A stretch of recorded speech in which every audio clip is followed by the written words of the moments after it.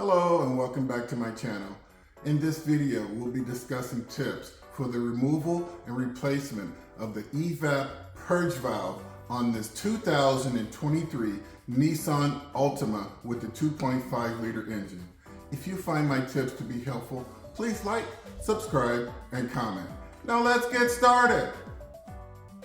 The EVAP purge valve, or the purge control valve, is located in the center of your screen near the tip of my red pointer. Some of the symptoms associated with a faulty valve include rough idle, low fuel economy, and check engine light with trouble codes P1441, P1655, and P1675. Our supply list includes a purge control valve if needed, a pair of pliers, and a 10mm socket with ratchet. Please see other items in the description below. So you might ask, what does this particular valve do? Well, it controls the flow of fuel vapor from the vapor canister to the intake manifold. So let's go ahead and move forward with the removal and replacement of the purge control valve. So the first thing I'm going to do is disconnect this electrical connector right here. Okay? So reach right in here, press down on the blue tab, and squeeze, pull off towards the front of the vehicle. Next, you have two 10mm bolts. There's one here and one there.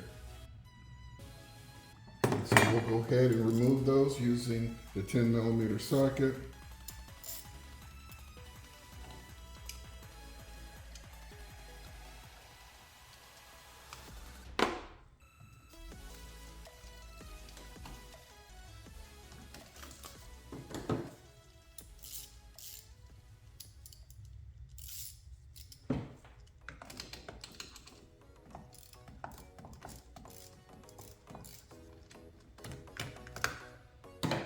Make sure you hold those bolts so they don't fall down.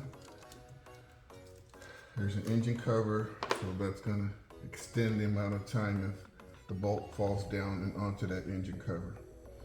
Next, we have two hose connections. So there's a hose connection coming in from the firewall area through a canister, and then it connects right here. And then there's another hose connection right here, and that heads out towards the intake manifold. Okay, so let's go ahead and deal with this hose connection right along the back side of the purge valve.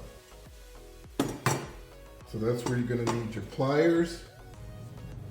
You can come in from the top, squeeze the hose clamp, and then move that hose clamp towards the firewall. Just slide it up along the hose.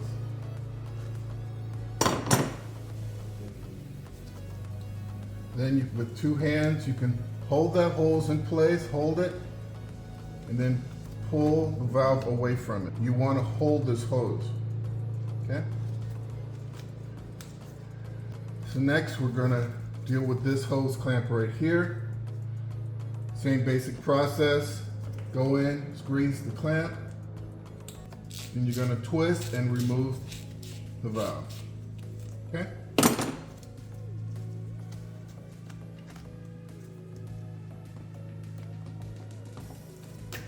Just like that. And there you have it. That's your EVAP purge valve. So it was mounted on the vehicle just like this. There's one bolt connection, the other bolt connection, the input hose coming from the vapor canister, and then you can see the arrow pointing towards the output hose, which heads towards the intake manifold. Okay? Go ahead and do a top to bottom inspection on the valve. So you're looking at the two electrical prongs here. You can see they're nice and straight. There are no cracks in here. There's no bulging right here. Okay, you see there's no cracks on these hose bibs. And also during this inspection, you also want to look at the hoses and make sure that the hoses aren't cracked. Okay, so this connection right here, and also where it connects on the intake. And same thing here, both sides of the hose. Make sure there's no cracks, because that will throw a code. All right. What else do I want to tell you about this? These parts, either they work or they don't. I find that they typically last between 90 and say 120,000 miles. Yours may go out sooner, just depending on the vehicle usage, but they're fairly reliable. Before replacing one of these on a high mileage vehicle, so a vehicle that has over 120,000 miles on it, you always want to check the condition of the fuel cap, because if the fuel cap seal is not working properly, the engine will throw a very similar code as if this purge valve was not working, because it indicates that there's not a seal or a pressurized condition. Okay? One thing you can check, if you were to blow air into this right now, no air should pass through the other side. So if I put my mouth on here and blow air, you should be pressure. If you blow and there's no pressure, you know this valve is bad, should be thrown out and replaced. Okay? And that's all I really want to cover on this video. Let's go ahead and get this valve reinstalled and move on. So I'm just going to install everything in reverse order. So the first thing I'm going to do is reinstall these rubber hoses. So making sure my arrow is pointed in the correct direction, which is towards the front of the vehicle.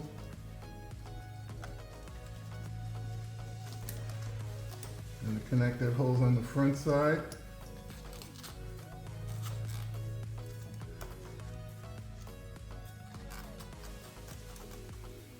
You want to make sure that hose is all the way up and onto the valve.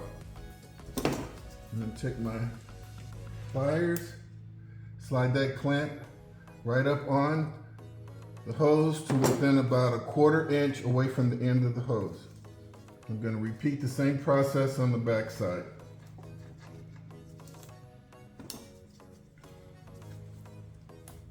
It's a little tighter back here, so I'm using these fine tip pliers. Okay, just like that. Next thing we're going to do is reinstall these 10mm bolts. I'm going to go ahead and start with the rear bolt first, using my left hand. Coming in, I'm holding the valve.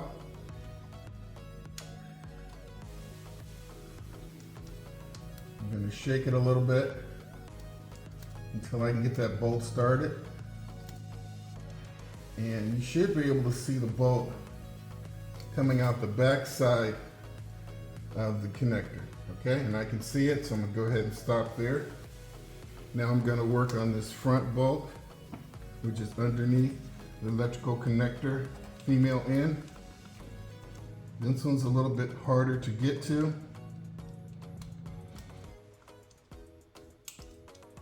Okay, so I've got the bolt barely started,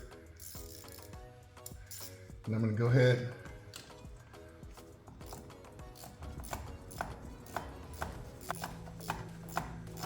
Okay, I can see the bolt on the back side now, and it just needs to be snug. Okay, so that front bolt is completely tight.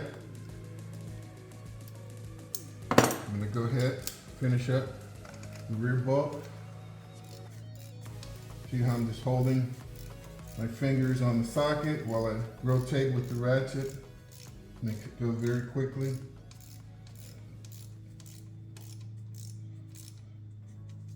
This needs to be snug. Okay, double check my connections. Finally, I'm gonna look at my electrical connector. Always look at the gasket. Make sure that gasket is not deformed. Electrical connectors look fine. Go ahead and slide the connector in place. Listen for the click. And there you have it. Well, folks, that wraps up the removal and replacement of the evap purge valve on the 2023 Nissan Altima with the 2.5 liter engine. I hope you found my tips to be helpful. Please like and subscribe. And until next time, drive defensively.